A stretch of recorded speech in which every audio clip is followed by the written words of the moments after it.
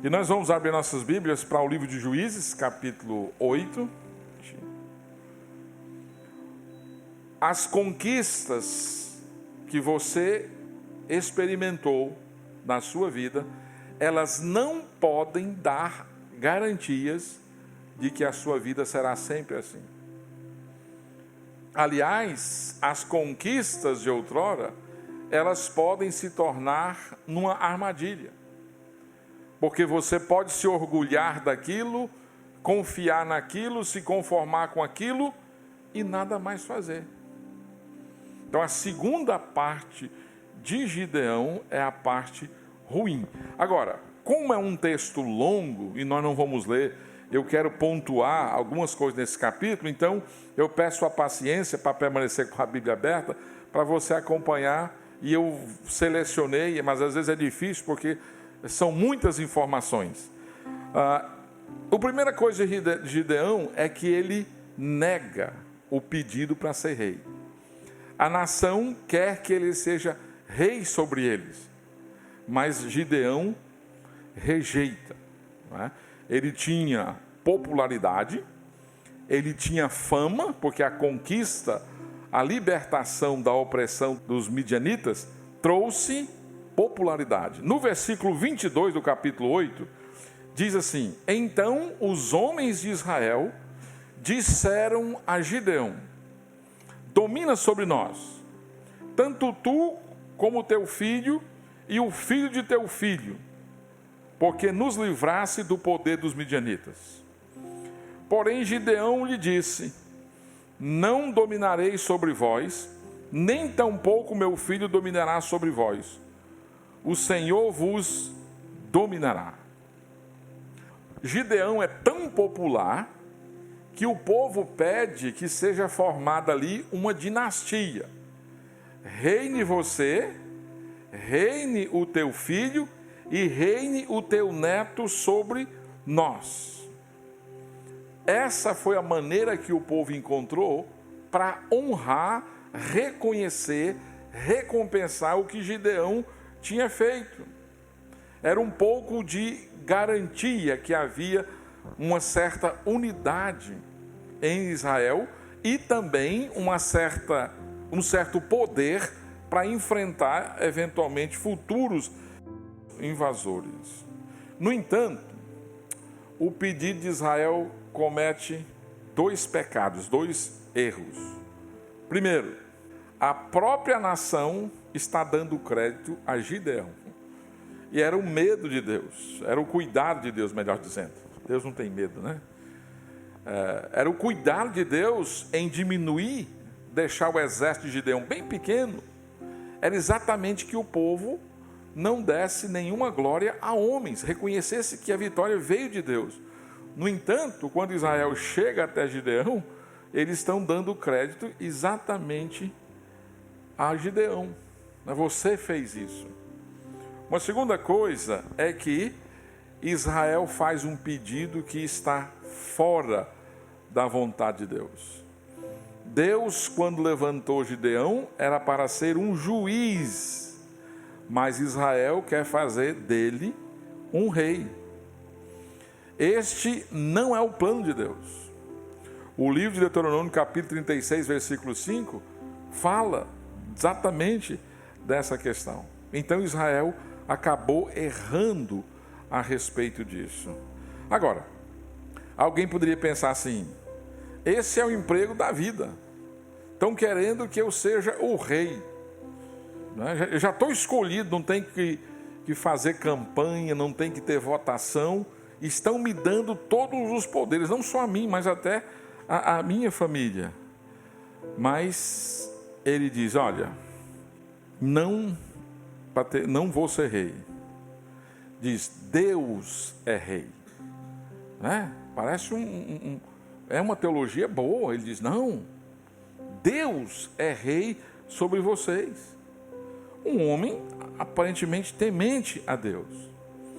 Gideão parece estar no caminho certo, porém o restante da história prova o contrário. Como Israel, Gideão o protagonista humano de toda aquela conquista, não dá crédito ao Senhor pela vitória que ele viveu com o povo. Quando, por exemplo, Débora e Baraque, ou outros juízes de Israel, quando eles obtiveram a vitória sobre os cananeus, sabe o que Débora faz? Ela escreve um hino, um cântico de exaltação a Deus, reconhecendo o poder de Deus, reconhecendo a grandeza de Deus pela vitória. Está no capítulo 5. Moisés e Josué, quando Deus deu a eles vitória, fizeram a mesma coisa. Porém, Gideão, estranhamente, fica em silêncio. Segunda coisa, Gideão se rebela contra Deus. Depois de ter recusado ser rei de Israel, ele faz algo chocante e até mesmo revoltante. Em 8:24, no versículo 24, ele faz um pedido aos seus pretendentes políticos. Verso 24 do capítulo 8, ele diz: Disse-lhes mais Gideão: Um pedido vos farei. Dai-me vós, cada um, as argolas do seu despojo, porque tinham argolas de ouro, pois eram ismaelitas. Disseram eles: De bom grado os daremos. E estenderam uma capa, e cada um deles deitou ali uma argola do seu despojo. O peso das argolas de ouro que pediu foram 1.700 ciclos de ouro. Afora os ornamentos em forma de meia-lua, as arrecadadas e as vestes de púrpura que traziam os reis dos midianitas, e afora os ornamentos que os camelos traziam ao pescoço. Desse peso fez Gideão uma estola sacerdotal e a pôs na sua cidade, em Ofra. E todo Israel se prostituiu ali após ela. A estola veio a ser um laço a Gideão e a sua casa. Eu gostaria de pedir que cada um de vocês, me dê aí o brinco e o ouro. Eu vou colocar aqui uma capa e vocês deixam aí os presentes aí. Pode ser aliança, anel, ouro. Ele fez mais ou menos isso. E conseguiu uma multidão de coisas. E ele fez uma estola sacerdotal, que era uma espécie de peitoral, que dizia respeito aos sacerdotes, como Moisés havia instruído. Então você percebe aqui Gideão se afastando do Senhor por causa do ouro, por causa da riqueza. Eu não quero ser rei não, mas eu vou pedir uma coisa para vocês. Traga aqui o que sobrou dos midianitas que vocês apanharam. E juntou ali uma grande quantidade. Ou seja, um homem ganancioso. E ao fazer esse peitoral, ou éfode, como é chamado, ele estava incentivando o povo à idolatria, à estola sacerdotal. Como eu disse, no Antigo Testamento, era uma peça que tinha uma forma de um avental que o sacerdote colocava sobre a roupa dele, E era usada durante o culto que era feito no tabernáculo, aquela tenda. Então, por cima da roupa que ele tinha, vinha essa estola aí que o sacerdote usava, e tinham as pedras para indicar a vontade de Deus e coisa e tal. No entanto, nesse contexto aqui, se tornou um santuário de idolatria. Aparentemente, o que Gideão tinha destruído no capítulo 6, versículo 25 a 32, o altar de Baal, ele está reconstruindo aqui. Olha só a mudança. No capítulo 6, ele vai destruir o altar de Baal. No capítulo 8, ele está reconstruindo. Então você percebe um afastamento, riqueza e idolatria. E esse novo santuário vai se tornar uma armadilha para Gideão e para toda a sua família. Os filhos seguindo os passos do seu pai. Aliás, o pai de Gideão, Joás, era idólatra. E agora Gideão está voltando a isso. Está o pai, está o filho. E essa rebeldia, porque a idolatria é um dos pecados mais abomináveis no Antigo Testamento, em toda a vida humana, na verdade, a rebeldia dele continua. Uma espécie de síndrome do eu mereço. O versículo 29 desse capítulo 8, o autor de Juízes, ele escreve: retirou-se Jerubaal, filho de Joás, e habitou em sua casa. Ou seja, ele se aposenta. Ele se afasta. Agora observe aqui que o nome dele é Jerubaal, que é o primeiro nome. O pai dele já colocou o nome dele relacionado à idolatria. O deus Baal, Jerubaal. Agora a Bíblia vai chamá-lo não de Gideão, vai chamá-lo de Jerubaal. Exatamente por causa desta postura. Os versículos do capítulo 8, 29 até o 32, vão descrever o estilo de vida de um rei. Não era o estilo de um juiz ou de um oficial do exército que tivesse sido aposentado. Gideão agora é um homem rico, em parte por causa dos espólios da batalha que ele levou, mas em parte também por causa dos presentes que o povo deu para ele aí. Duas coisas perigosas: riqueza e lazer. Riqueza demais, lazer demais, pode destruir a vida de uma pessoa. Entretenimento demais, diversão demais, de riqueza demais, pode afastar as pessoas do Senhor. Gideão quis se aposentar, quis se afastar, em vez de servir a Deus. Toda a experiência que ele tinha, toda a capacidade que foi dada a ele, ele simplesmente desperdiçou, querendo desfrutar de uma suposta riqueza, de uma vida sem compromisso. Ao invés de construir o reino de Deus, ele passou tempo construindo o seu próprio reino. Isso é uma reflexão. O que é que nós estamos construindo? Estamos envolvidos, servindo a Deus, construindo o reino de Deus? Ou nós estamos construindo o nosso próprio reino? Nós gastamos o melhor da nossa força, da nossa energia, do nosso pensamento, da nossa habilidade, fazendo o quê? Gastando nos nossos próprios divertimentos, entretenimentos? Ou nos ocupamos, de alguma maneira, com as coisas do reino de Deus? No versículo 30, esse espiral descendente continua. No verso 30, teve Gideão 70 filhos. Meu Deus. Todos provindo dele, porque tinha muitas mulheres. Talvez o problema não era 70 filhos, era a quantidade de mulher que ele tinha, né? Como é que ele lidava com essas coisas, meu Deus. E aqui, então, ele vai, dentre essas mulheres, o rei era proibido ter muitas mulheres.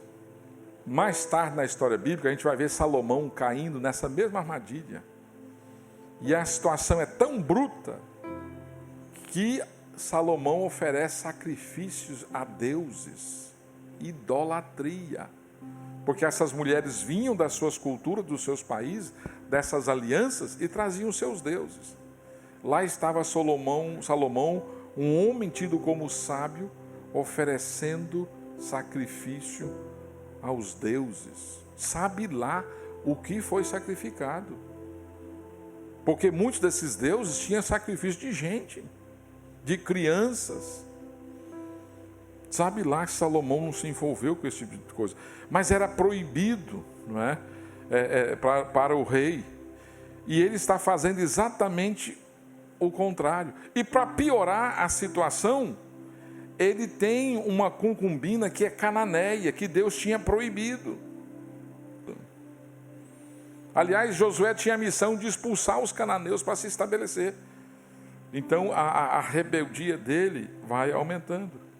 Então, parece que a vitória que ele teve no capítulo 7 foi uma coisa tremenda, o levou ao orgulho. Vitória demais estraga o coração da gente. Vida fácil demais atrapalha o crescimento da gente. E aqui ele se mostra orgulhoso.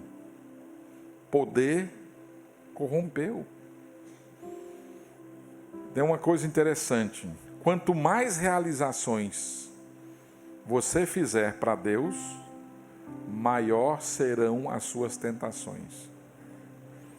Quanto mais perto do Senhor, quanto mais você quer servi-lo, quanto mais você faz, mais tentações você tem.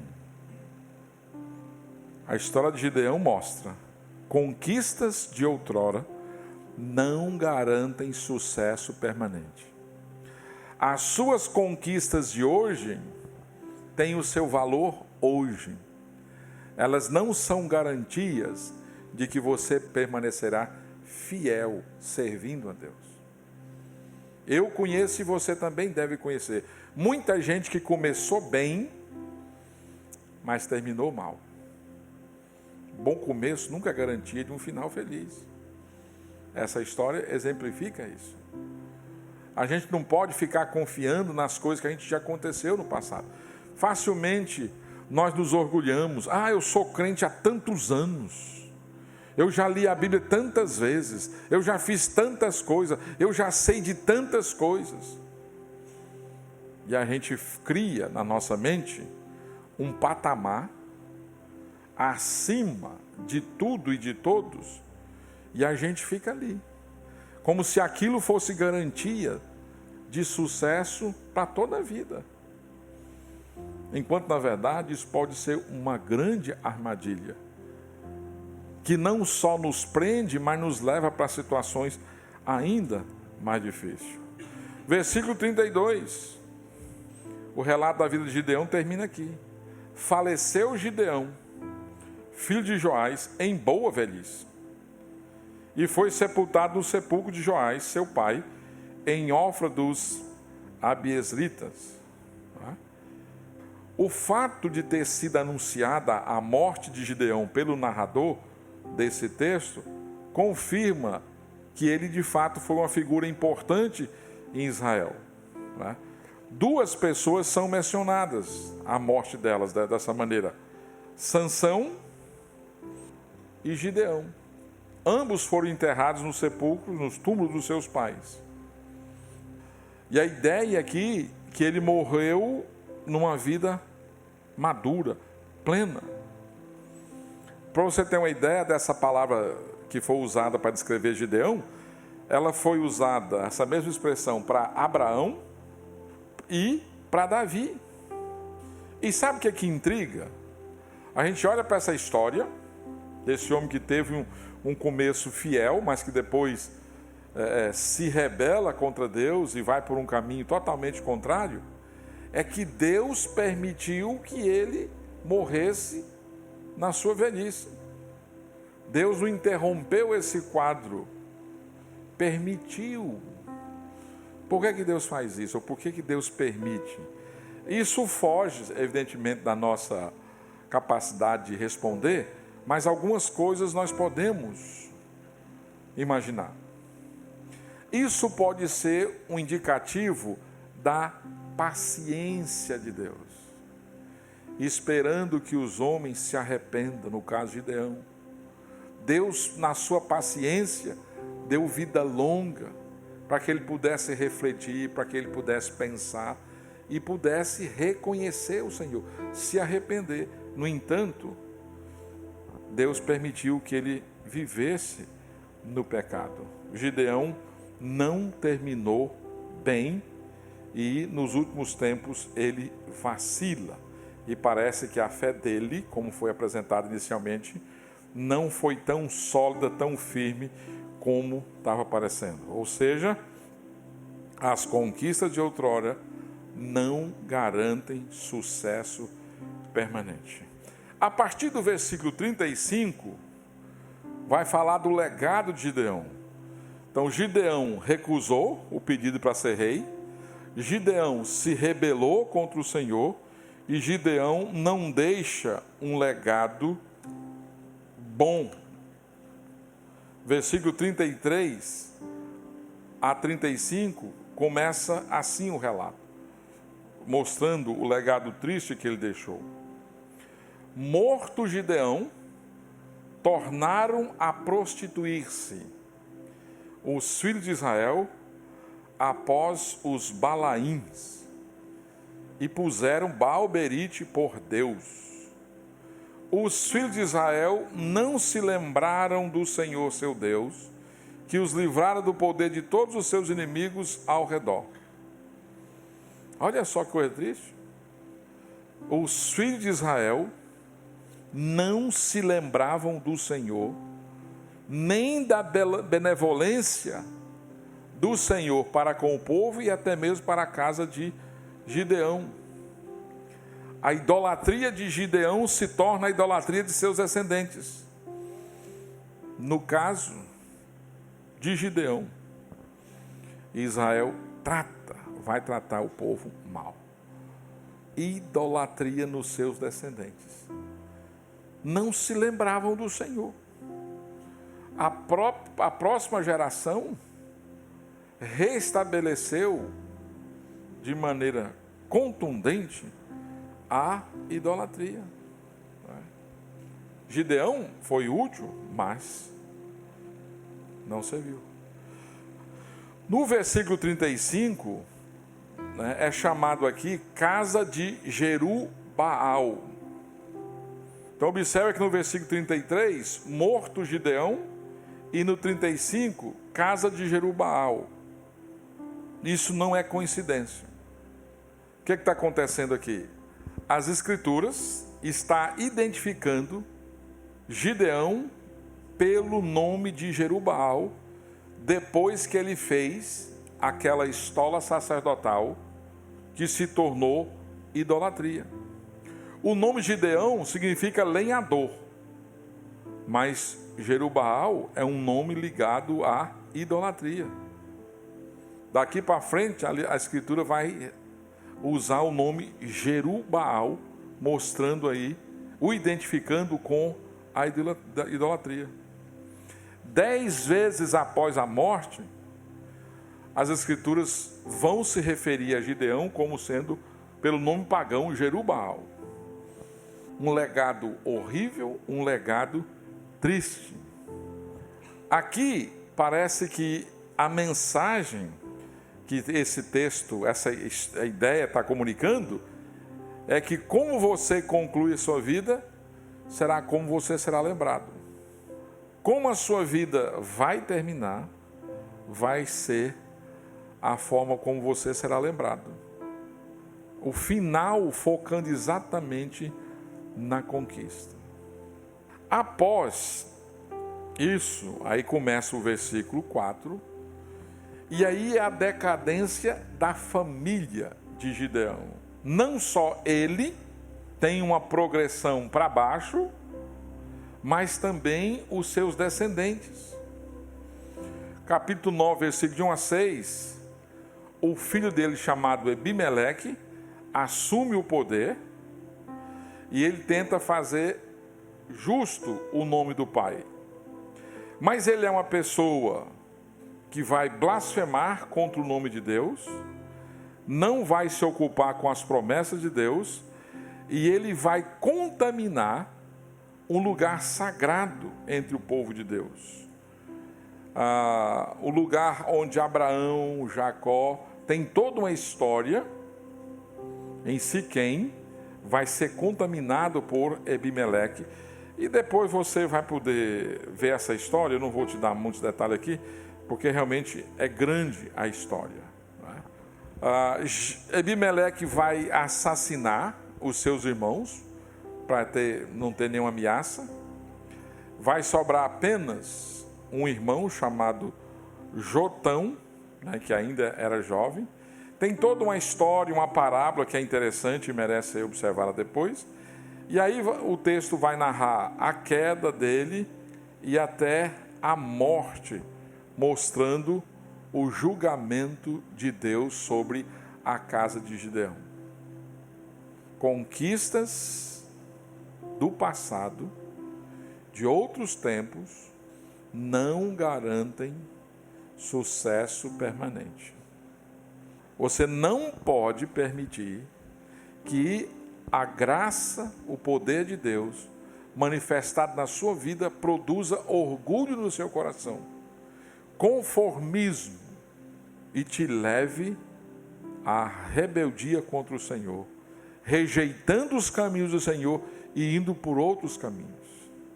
Você precisa conservar o seu coração focado no Senhor. As conquistas de hoje não garantem que você vai ter sucesso amanhã. Hoje, louve a Deus por aquilo que você é, por aquilo que Ele tem te dado. Mas não pense que isso é suficiente para você permanecer. Eu conheci algumas pessoas, especialmente uma me vem à mente. Teve uma vida longa, um ministério longo, mas em poucos anos, últimos anos, sem contar com a enfermidade, ele acaba morrendo de câncer, algumas decisões, algumas práticas chocaram as pessoas que o conheciam, mas tinha um histórico impressionante. Mas o que a gente lembra quando fala o nome dele? É exatamente o final. Assim como você termina, você será lembrado. Se você não permanecer cuidando, guardando o seu coração na pessoa de Deus, você corre o risco de entrar numa espiral descendente e cada vez pior. Gideão foi encantado pelo ouro e foi laçado pela idolatria. Na verdade, a riqueza já é um deus, Mamon, e ele foi encantado. Ele quis ter uma vida tranquila demais. Ele quis se divertir sem se preocupar em servir a Deus. Ele quis se ocupar em construir o seu próprio reino, ao invés do reino de Deus. É preciso ter cuidado. O seu começo, você pode ter tido um começo excelente. Você conheceu a Cristo, você cresceu na graça do conhecimento do Senhor Jesus, você se tornou uma pessoa habilidosa em compartilhar o Evangelho, teve muitas vitórias na sua vida, no seu crescimento, na sua santidade, mas por alguma razão você foi descuidando e você entrou numa espiral descendente. Eu me lembro uma vez que tinha uma pia grande, e aquela pia tinha quase um tanque, na verdade. Você colocava lá uma tampa e enchia. E eu gostava de ver, quando estava bem cheio, dava uma pressão, enfiava a mão e tirava a tampa. Aí começava assim, devagarzinho, e daqui a pouco, tá? Espiral descendente. Começa assim, você não cuida, e a sua vida vai só piorando. Foi assim com o Gideão. Teve um momento tremendo. Vitória, popularidade, grandeza, reconhecimento. E ele voltou à idolatria. afastou-se do Senhor, cada vez pior. Não tem sucesso longe de Deus. Não tem sucesso na sua caminhada com o Senhor, se você escolher andar pelos seus próprios caminhos, se você rejeitar a autoridade de Deus na sua vida, se você colocar em segundo plano a vontade de Deus e fazer aquilo que está simplesmente no seu coração. A vida de Gideão, a primeira parte, nos encoraja. É muito animador saber que Deus nos enfraquece para ser glorificado através da nossa vida. Mas a segunda parte é um alerta. Você não pode viver estribado, confiando nas suas conquistas do passado, porque elas não podem garantir sucesso para você permanente. Você precisa estar no centro daquilo que Deus quer para você, servindo a Deus, tendo Ele como referência. O propósito de viver para Deus, de agradar a Deus, é do começo até o final da nossa vida. E, infelizmente, a segunda parte de Gideão, você vê só decadência. A minha oração hoje à noite é que na minha vida e na sua vida não se repita isso. Que eu e você venhamos temer ao Senhor, reconhecê-lo em todos os lugares, em todos os cantos da nossa vida e diligentemente buscarmos servi-lo, apesar das nossas limitações, apesar das nossas fraquezas, confiando na graça e no poder do Senhor. A vitória pertence a Ele e Ele compartilha conosco graciosamente. Não porque merecemos, mas porque Ele é bom, Ele é generoso e Ele quer que você experimente mais e mais daquilo que Ele tem para você.